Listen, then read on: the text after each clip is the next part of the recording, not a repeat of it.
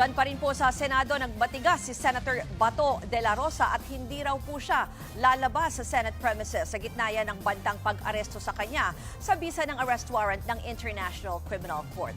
At live mula sa Senado by Express Report, si Mon Gualvez. Mon, kamusta ba ang sitwasyon dyan? Nagsalita na ba ulit itong si Senator Bato dahil dyan siya nag-overnight sa loob ng Senado? Ano?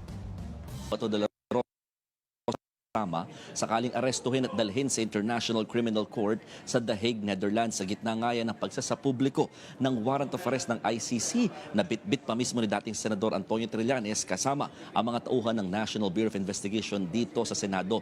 Giit o paliwanag ni Senator De La Rosa hindi raw siya papayag na litisin ng mga banyaga at sa halip tanging haharap lang daw siya sa Korte ng Pilipinas. Pakinggan natin ang bahagi ng pahayag ni Senator De La Rosa. Pero kahit sino, tanongin natin sino Pilipino gusto gano'ng mangyari.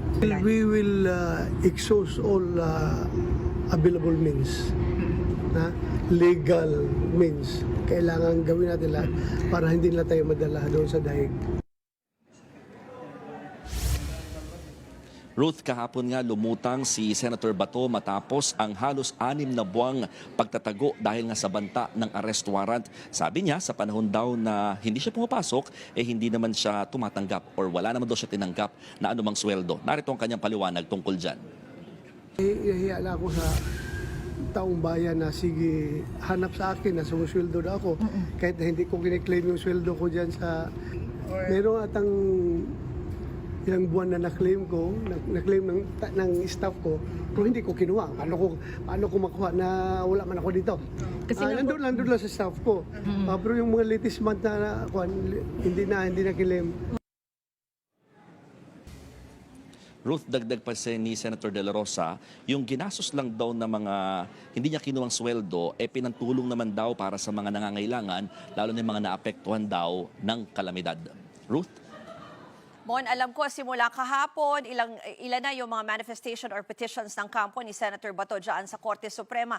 Ano pa daw yung plano nilang hakbang para nga hindi pa rin matuloy itong pag-aresto sa kanya?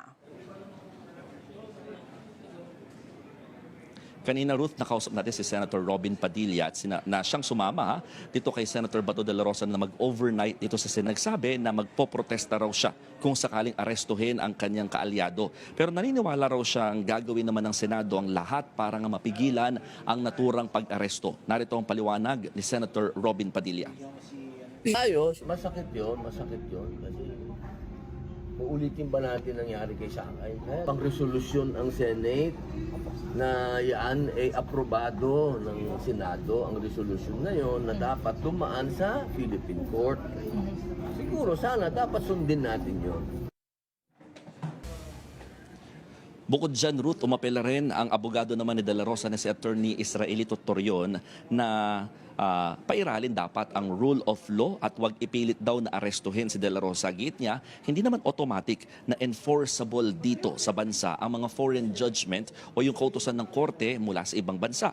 Dapat daw dumaan pa rin ito sa local court para ikumpirma o ipakumpirma at litisin. Ruth, kapansin-pansin naman